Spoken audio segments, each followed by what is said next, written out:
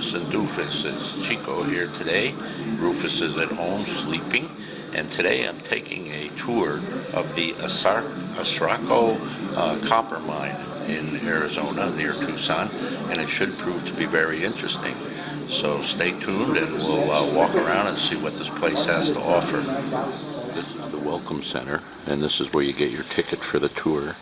And for a senior, it was $7. I'm pretty happy about that, right? So I guess it pays to get old in some ways. Well, there's a lot of stuff to look at, right? And the Welcome Center is quite large. And they have displays all over the place. And this is iron or copper ore here, and balls and stuff, and pretty interesting stuff.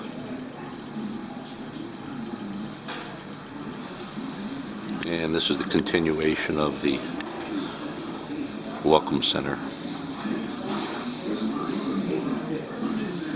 Really pretty place. I'm impressed. Can't wait to see how they extract the copper from the ground. And here we are. We just got the tour guide to explain where we're going and what's going on, and now we're getting on the bus. That's ginormous. So, should be fun. A tooth on an electric drill. If you look out the window on the other side of the bus, those wheels you see are just the wheels of one of the dump trucks they use here. Mama Bear. And Al says, what do they tell us? Who's been eating my ore? That was a good joke, Al. Thanks, Al. And then about The enormity of this open pit mine is Now those haul mind-boggling. trucks, when we get them new, they're These about are all $4.5 filing million. piles. Unbelievable. And shiny new tires makes it a $5 million truck. We've got 25 of them out here. Just and those unbelievable. Trucks, usually about between, I think they tell me 17 to 20 of them are running on these properties. That has been inside. Can you once, been imagine crushed through the the enormity sag of mill. this That's operation? called the middle measure. This is It's unbelievable. back there, and then I'll go back in and be crushed down even further. I wish I was on the other side of the bus where I could The see building more, off to your but right, maybe they'll turn that around. is our primary crusher.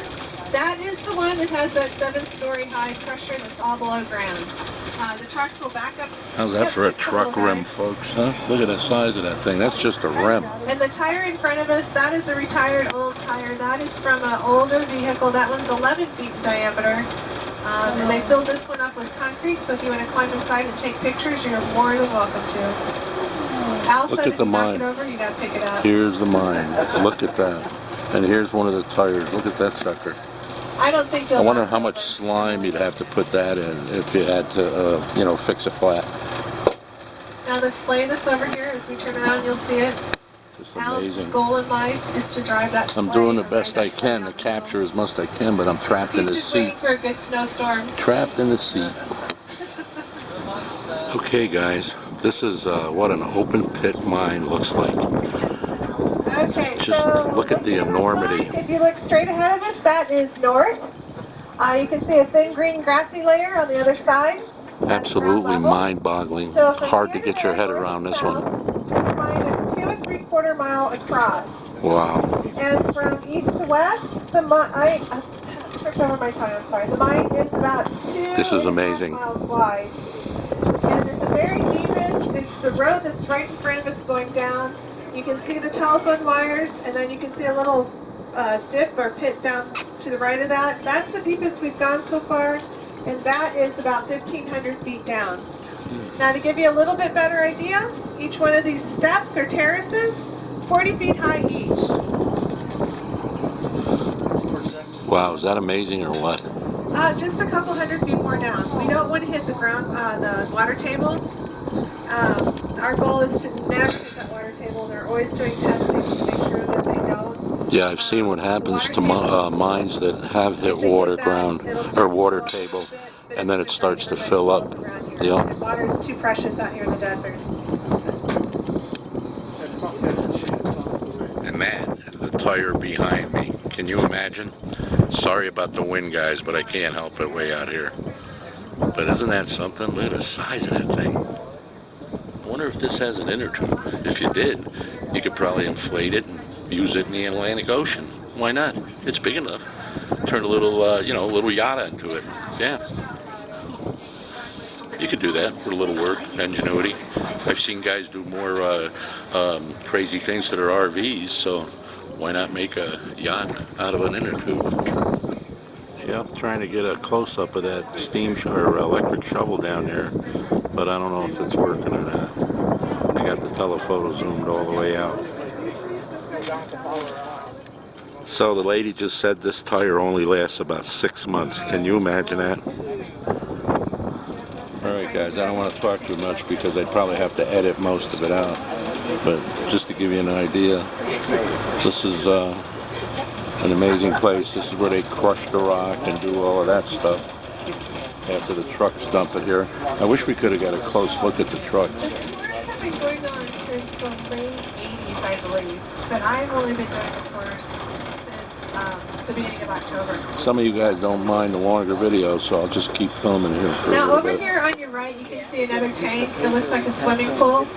I'd like to say that that's Al's bathtub, but he could put his, Okay, this is the mill where they process that dirt. And this is a thickening tank down here. I guess this is what comes out of the And mill. what we end up with is, when you walked in, you saw a pipe with this gray slurry coming out of it. That is what Pretty amazing machinery here. What happens after it gets They're mixing it with pine oil and gypsum, I think it said. Pretty amazing. And this is what kind of gets to the refining point of the copper. Size was that gray water slurry outside. The pH of the water up. Anytime the pH is over 10, anything with mineral possibilities or ore possibilities floats up to the top. Anything with no mineral possibilities falls down to the bottom, our properties, and that's our tailings. So now that we've got it floated, we need to capture it, we need to stabilize it. So to those bubbles, they add some pine oil to make them sticky. To get the ore, make sure it sticks to the sticky bubbles, they add salt, and it's xanthate is this kind of salt that they add. It's a 5-cell salt. One of the cells is attracted to the sticky bubble, one of the cells is attracted to the ore. So once it attaches to it, it stabilizes, and you can see right under the window there's a little trough where it free floats in that trough and heads outside. And that's what you saw under that yellow motor out there, that gold green stuff. That is our thickest, richest mix of concentrate, and that they're working out those bubbles, those air bubbles that we put into it, and it then goes through the thickeners and comes back in, gets dried up. And that's what we send off to Hayden. That Well, lake really down cold there up there. is It just not looks like, natural. the desert. That is from the mining The operation. Tohono have been up there as part of it's on their property, and they're really, really pleased with what they're seeing. So they have a 5-part plan in process. Once they completely run out of ore, they will get busy with the rest of it. The tailings ponds, what they will do is add 3 to 5 feet of overburden to the top of those ponds. And then to the tailings ponds, the tailings hills, and the overburden That's hills, what they're called, they will tailing treat those ponds all down the there. same. They will plateau the tops, they'll bring the sides to an angle of repose, and they tell me that that's the natural angle at which things roll downhill. And then they'll cap them all off. They'll cover them up with a mixture of dirt, seeds that are indigenous to this area, and fertilizer. Now the Tohono are raising plants and helping to collect the seeds to go in this mix. They want it as natural as possible. And Green Valley is donating, well, I'm going to say donating, from their water waste facility, the fertilizer. So, your lunch today could be our fertilizer in a month or 2. But they're mixing all those together. They're adding a little bit of an organic polymer, an organic binder. What that binder will do is hold all that dirt and seed together so that when we get these big wind gusts out here that we get, it won't pick up all that dirt and seed and blow it all away.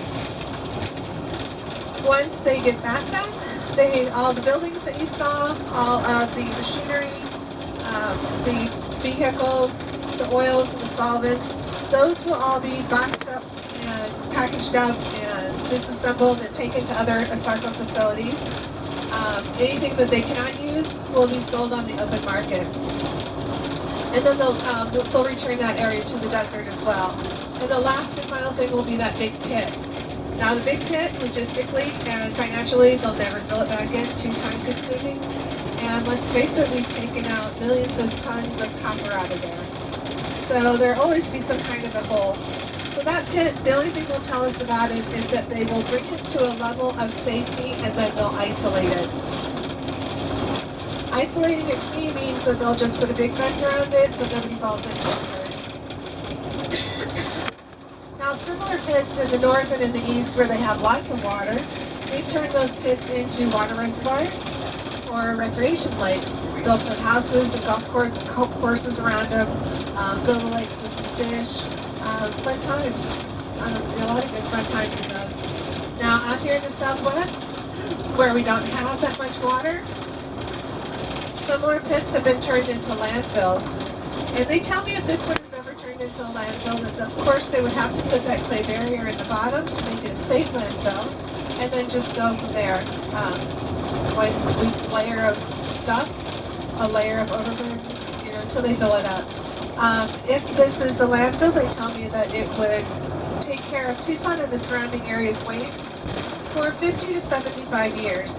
Or we jokingly say LA's waste for 20 to 25 years. But they really don't know what they're going to do with this pit. We have some suggestions from some of our guests. Some of the tour guides have made suggestions.